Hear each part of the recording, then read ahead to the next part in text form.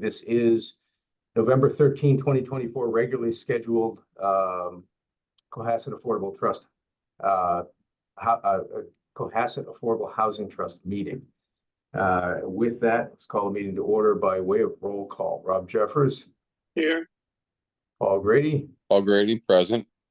Cindy Matheson. Cindy Matheson here. Rob Henry. Rob Henry, present. Okay, and am I missing anyone else that I'm not seeing? Apparently not. Great. Steve, Super. could I interject for one moment? Yes. I apologize. I've got to stop at about 9:25 because I've got to be up at Deer Hill, the emergency center for the RTF thing. I just wanted to, and I apologize for that. It came up last night. No, it's all right. We're going to try and get as much done as we can. It would be ideal if we could wrap up in 45 minutes, but I don't want to shortchange any conversation we might have. So I understand you might have to leave. We would, by my head count, we would still have a quorum, so we'd be all set. Thanks so much. Sure. All right. Are there public comments, Cassandra? Superb. Moving right along. Let's go ahead with an update on the Heather Drive closing, and with that, I'll turn it over to Karis. Good morning. Heather Drive closed on October 30th. The check has been submitted to the town for the proceeds from the closing, and we're all set. You should have all of the documents, and it finally went through. Thank you for your patience. The buyer, I know we were trying to get it done earlier in the month. The buyer asked for some additional time, and there are a variety of things, but it is closed and the proceeds are in your account.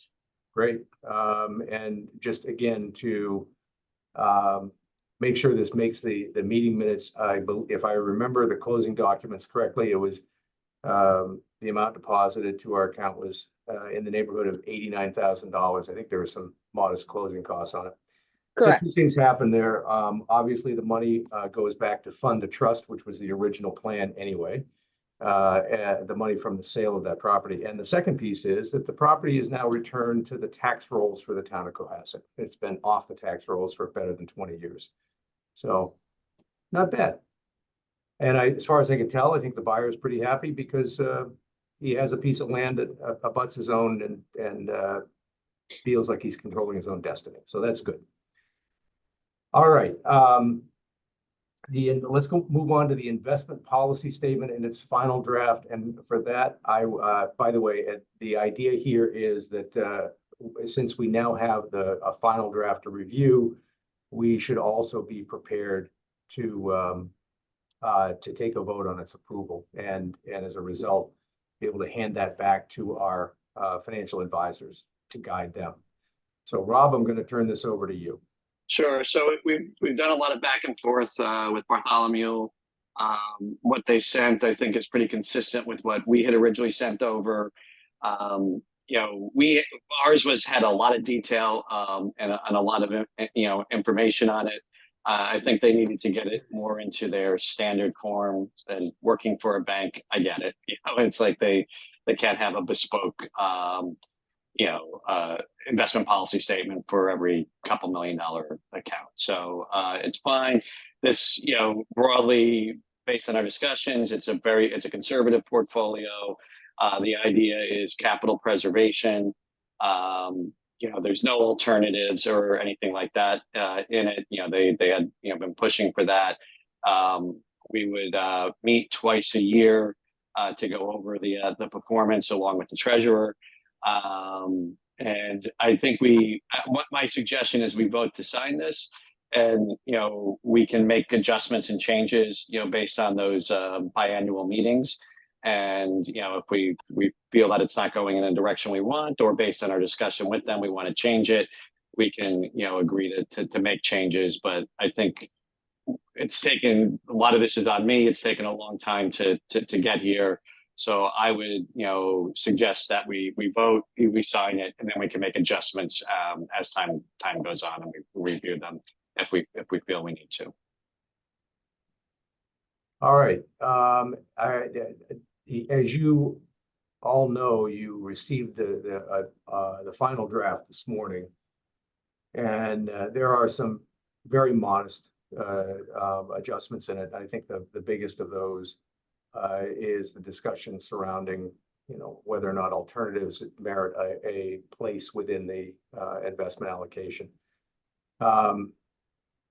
Rob, would you simply spend a little bit of time on that and explain to the trust the nature of the discussion, why you know, why the financial advisor may want to include them, why we're not you know, we're not looking for them. Yeah, so the financial advisor, you know, they feel it's a greater set of diversification, you know, in the asset class. And while from a financial standpoint, I 100% agree with them. But you know, from a who we are and what we're investing in, I'm thinking about it more around, you know, a public relations. So like, let's say they were to invest in something that has, you know, lots of Bitcoin or things like that. Even if it does have, you know, lots of, you know, liquidity and things like that, I don't think we, the Affordable Housing Trust, want to be defending, this is why we're investing in this, what a lot of people would consider risky, you know, type investment. Something, you know, I think this is meant to be a conservative, you know, portfolio. We're not looking to make lots of money off of it. We want to maintain our capital and maybe get, you know, a little bit more. But what we really don't want to do is have any big negative impacts.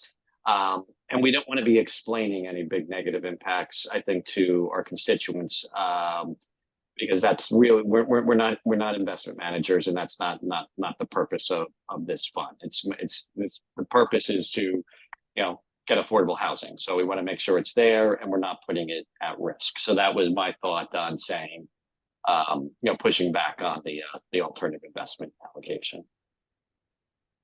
Okay, questions for Rob from the trust? I am not in any way inclined to question what Rob has put together and negotiated with Bartholomew. I would second that. Okay. Are you ready to vote on the policy statement then? All right, let's hear a motion. So moved. Okay, how about a second? Second. All right, motion and a second to approve the investment policy statement for the Affordable Housing Trust. This is, by the way, just an editorial comment. This has been in the works now for about a year, and it's good to see it reaching its conclusion. All right, with that, we'll just do a roll call vote. Rob Henry. Rob Henry, aye. All right. Bear with me here. Rob Jeffers. Jeffers, aye. Okay. Paul Grady. Paul Grady, aye. Cindy Matheson. Cindy Matheson, aye. All right, and Steve Gomer also votes aye. That motion passes. The investment policy statement is adopted. I'll get All that right. over to them right away. All right, thank you, Rob. Do we have Paul Kearse in the waiting room by chance? He's not here. Did he respond to the do you know if he responded to the meeting invite? I believe he did, saying that he would be here, but alas, he is not. Okay, I'm gonna give me just a second.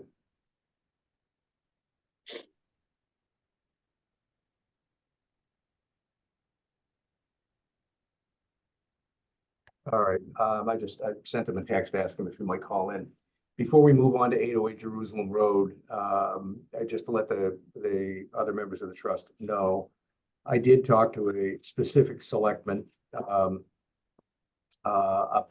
the possibility of looking at other town-owned lots for the potential transfer to the Affordable Housing Trust for development purposes. Now, the selectman is sitting in front of you.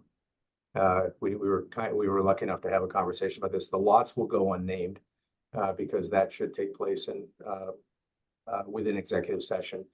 But I wanted to make certain that at least a representative from the Board of Selectmen understood that we weren't, as a trust, ready to sit on our laurels because there's been a couple of modest successes within our activity. As you all know, we actually lost 10 units in our SHI from the conversion from apartments to condominiums. Excuse me, at forgive me, One Pleasant. And that, I think, probably puts us back on the razor's edge for our projected 2030 requirements. So we've got plenty of work to do, and we don't have as much time as I'd like to do it. As you all can see, it takes a while to get stuff done, within the halls of government. And 5 years can go pretty quickly.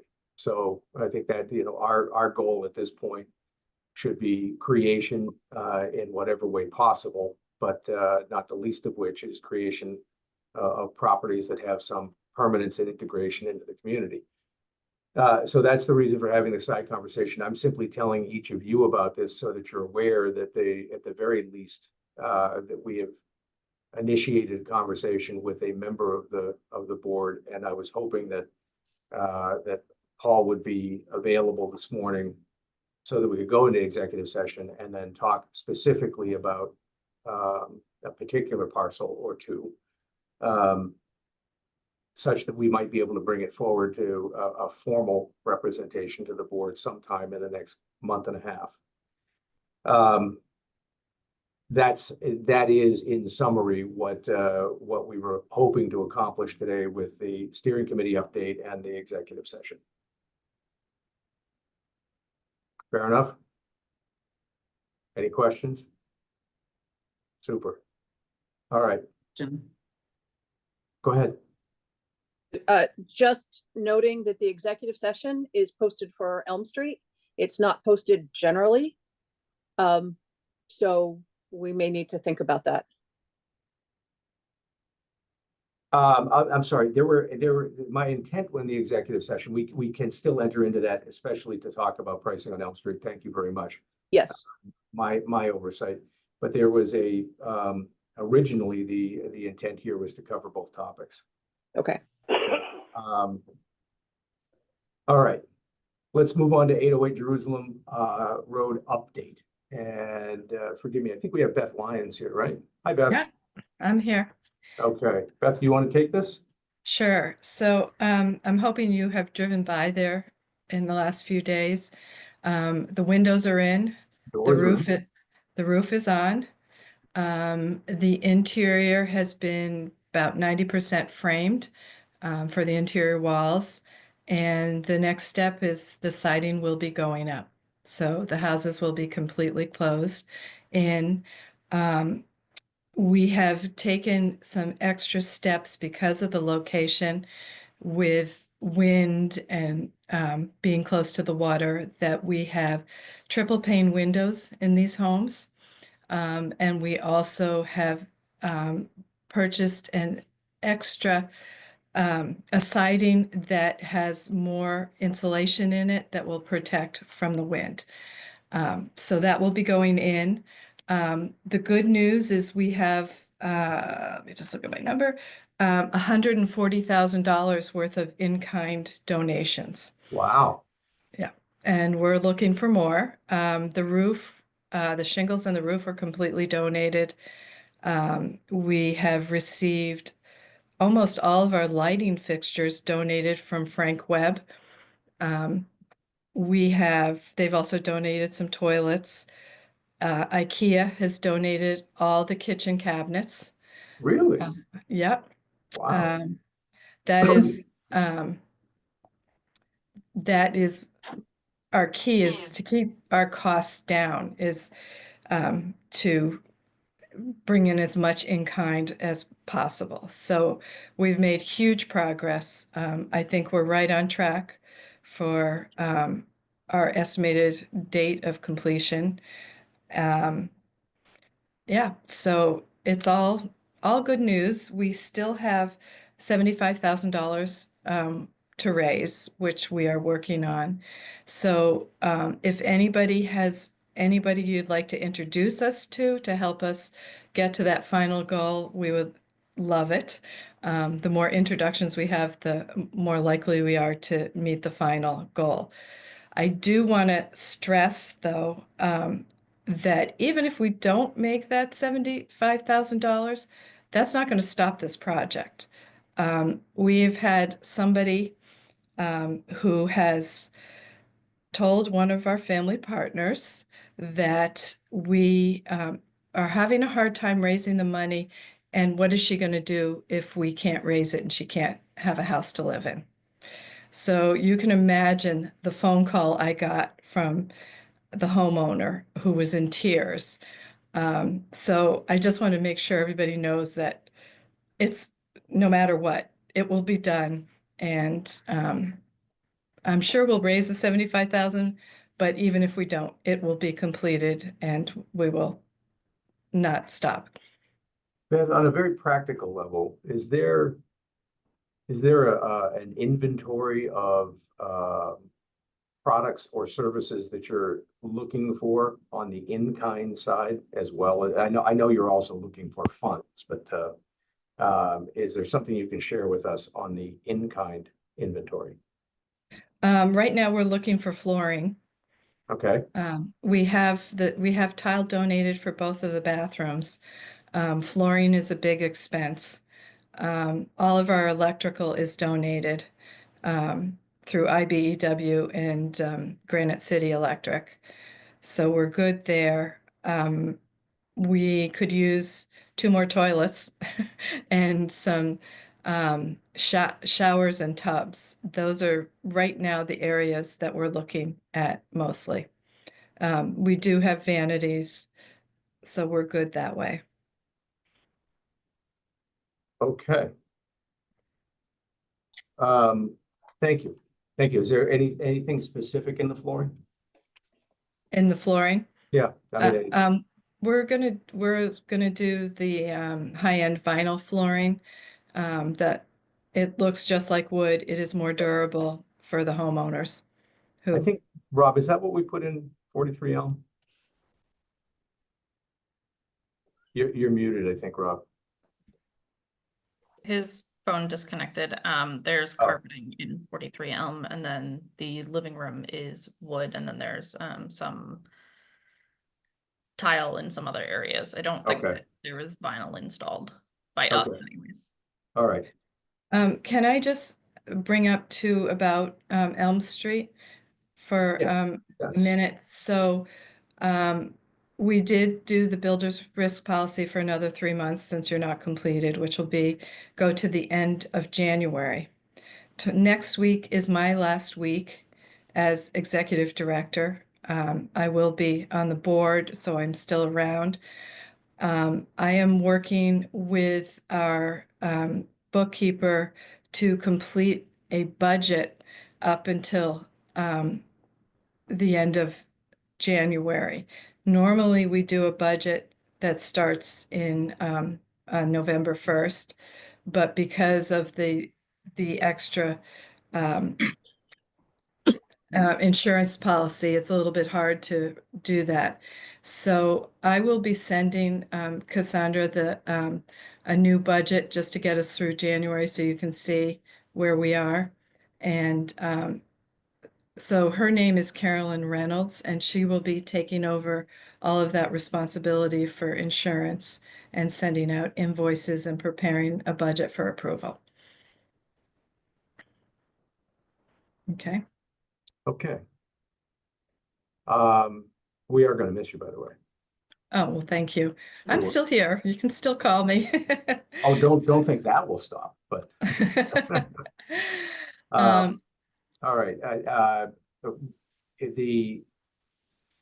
I was hoping we'd get an update from Rob Henry, but since we can't hear him, I'm not sure if they were to complete that. I was hopeful to get I think he's dialing in. We're hopeful to get an update on the timing, Beth. okay. Gosh, it would be ideal if we could just not have to renew the builder's risk policy simply because we were completed. Yes, it's very expensive. Yeah, Yes, it is. It is. And thank you for the update. Thank you for the punch list on the in-kind and the reminder that there are funds to be raised still. Okay, and I will let you know who, I don't think the new executive director is going to be quite up to speed on presenting to you. She's got a lot to learn. I will be training her, but either Noreen or Tamar will be available to present to you the next time you would like us to. Great. Okay. Much appreciated. And Okay. thank you once again. Oh. Rob Henry, you've got your hand up. Rob, your phone is muted though. You hear me now? There you go. All right. Can I ask that we do the 43 Elm while I still have power on the phone? Yeah, hang on just a second. Beth, are we complete with the 808 Jerusalem update and other items in your agenda? Yes, your I'm slide? complete. All So right. do you want me to stay on for this, or would you? Yeah, you're quite welcome to. Okay, I have a 9:15 staff meeting, so I'll Understand stick on for this. Understand you'll probably ring off at 9:15 and hopefully we'll be concluded by then. And with that, we're moving on to our next agenda item, 808, the 43 Elm Unit 2 update. Rob Henry is handling this. Go ahead, Rob. Yes, I apologize for the communication problem here, but I now can do the audio. I asked and I got a report from Bob Barrows, who's doing the work at 43 Elm. And Rob Jeffers said that whatever you were doing took you a year and you're seeing the end. And this has been going on for 2 years. And it really is now, you can see the end of this. So where we stand on this, in fact, you sent me a lot of pictures, but I didn't get them until late last night. I'm going to try to send all these pictures to the board.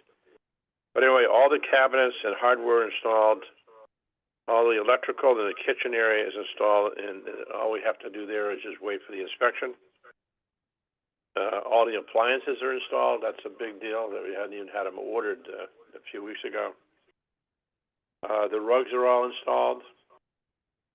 The floor off the kitchen is finished. We had to resurface that, but the wood there was really good, so did a good job of fixing that up, and that's all finished. And so what we're really waiting for now is Home Depot to get the countertops measured and installed, and then once that's done, he can finish the backsplash, and then the plumbing in the kitchen for the kitchen sink needs to be done, but that's nothing major at all. So he hasn't given me an end date, but I think we certainly will not have to worry about renewing any insurance again. And it looks, and by the way, it looks really great, so it should be very appealing when we put it on the market. So, Rob, from what I understand you saying, it's the 3 punch list items are countertops, backsplash, and plumbing. You mean to be done? Yeah. Yes, that needs to be completed. Yeah. Because all the carpeting, all the floors, all the cabinets are up, installed. Everything's done except for the items I just mentioned. Okay, that's great. Yeah, it is good. I mean, it's kind of a relief after all we've gone through that we finally have somebody that's making it happen. I will let Carolyn, I will let Carolyn know that you probably won't need the builder's risk policy. So she will have that on knowing when she moves forward with the new insurance policy. Okay. Right. And Rob, I'll make a suggestion that maybe if members of the trust are interested, we can schedule a walkthrough sometime after Thanksgiving and before maybe the second week of December. Yeah, we can arrange that. Is that, I'm not sure anybody, the people are here any time of the day that would be preferable.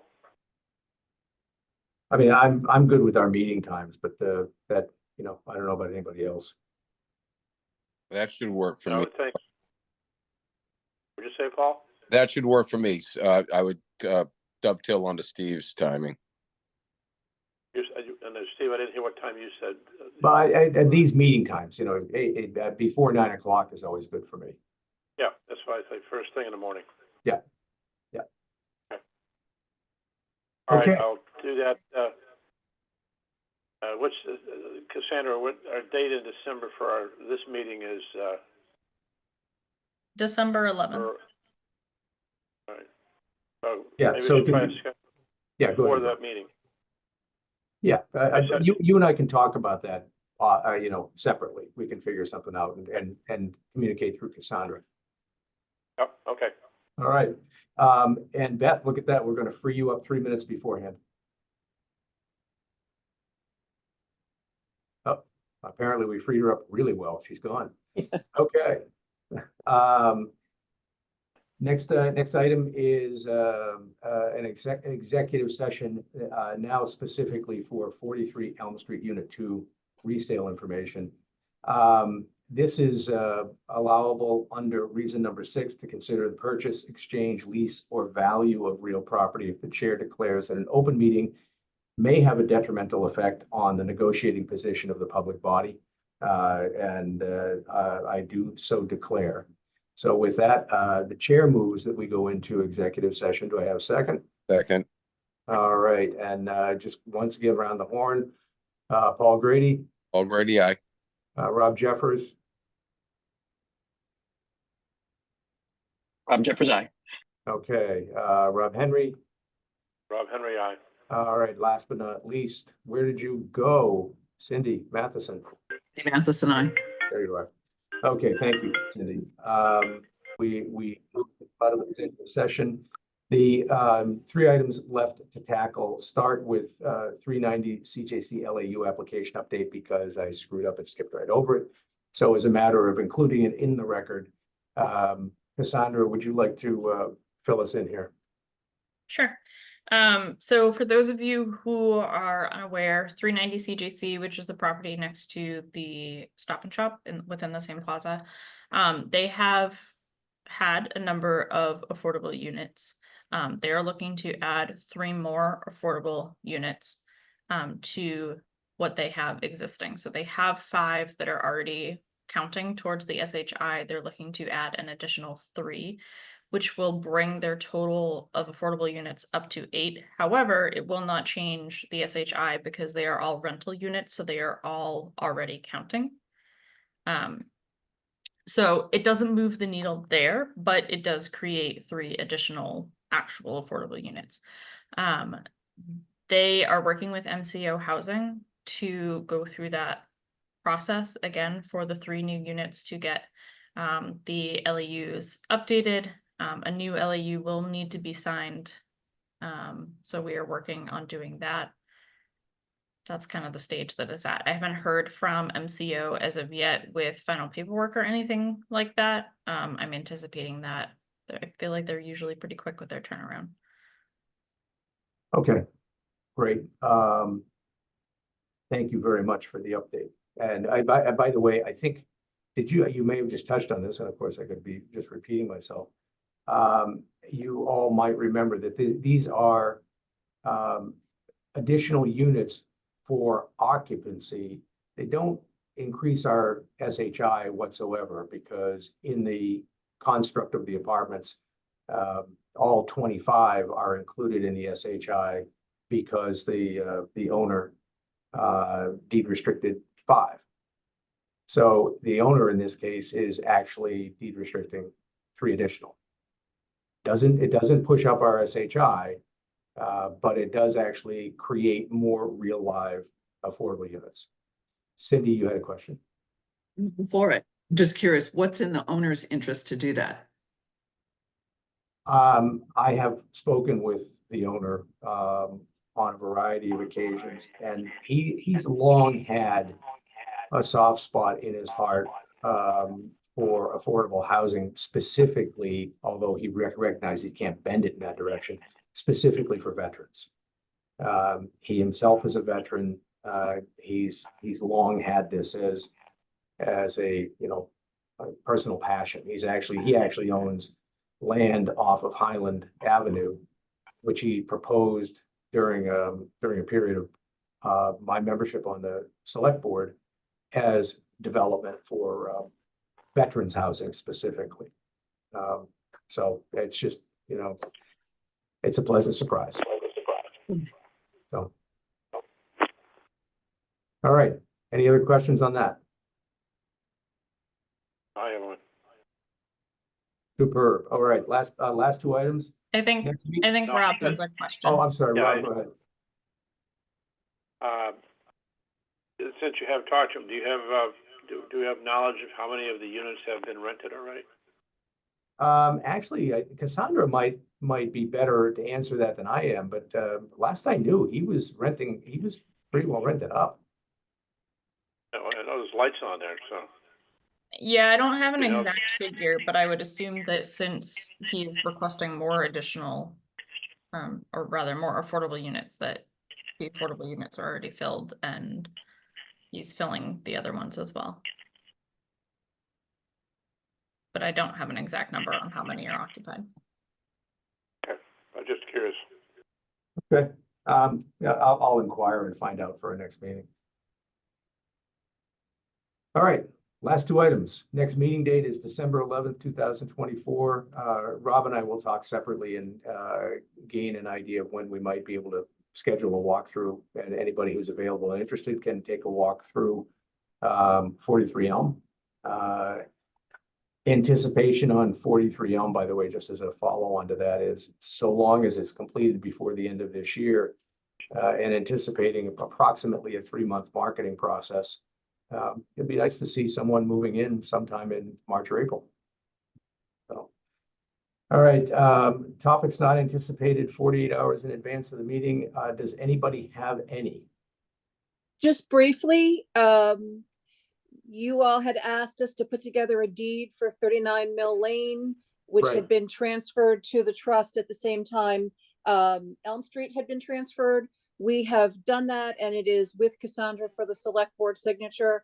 We will need an item on the December 11th agenda for the trust to vote to accept the deed. So, and that should be an open session. So if you would just remember to, Cassandra, I think hopefully you can get that signed the same time you get the LAU signed by the select board next week. We could put this on the agenda for December 11th. And then once that's done, we'll get that deed recorded. Okay, great. Thank you. You're welcome. All right. Seeing nothing further, the chair will entertain a Steve? motion to adjourn. Cindy's got her hand up. Cindy Matheson. Just really quickly, based on, I'm nowhere near as important as Karis is to this, but I'm going to be out of the country from Thanksgiving through the first week of December, and I won't be able to check email or be reached. So just FYI, don't wait on me, please, and go and do the walkthrough or anything else you need to do. Just because I'm vastly curious, you won't be able to check email because you don't want to, or because there's No, no I such will, thing as phone no, calls? I will be in China, and I don't want the Chinese government having any access to my email Good idea. contacts or anything else. So Good that's idea. why. And in the event that you're detained for any particular reason. Cindy, I can give you a private tour when you come back, so. I have to see it. I have to say, I would love to see it, but I just, in case something comes up while I have you there now, just from the last week of November through 1st of December, I won't be around. Well, I hope you Well, have what a Date are memorable, you coming back? I return on the 7th of December. auspicious. We could probably do it, we could do it like, Monday or Tuesday, which is the 9th or 10th. Okay, do what's best for you all. And I'll come and find you later, Rob, for a private tour. All right. Safe travels, Cindy. Yes, Oh, thank and you. likewise to you, Karis. Thank you. Cindy, I hope you have a memorable trip. Karis, I hope you have a memorable trip. And now, may I have a motion to adjourn? So moved. All right, second? Second. All right, motion and a second to adjourn. Once again, around the horn, here we go. Cindy Matheson, Cindy Matheson, I. Rob Jeffers, Rob Jeffers, aye. great. Rob Henry, Rob Henry, aye. all right. Steve Gomer, aye. This This meeting is adjourned and at 9:40, not bad. All right, guys, take care. Happy Thanksgiving, everybody. And to Take you. care.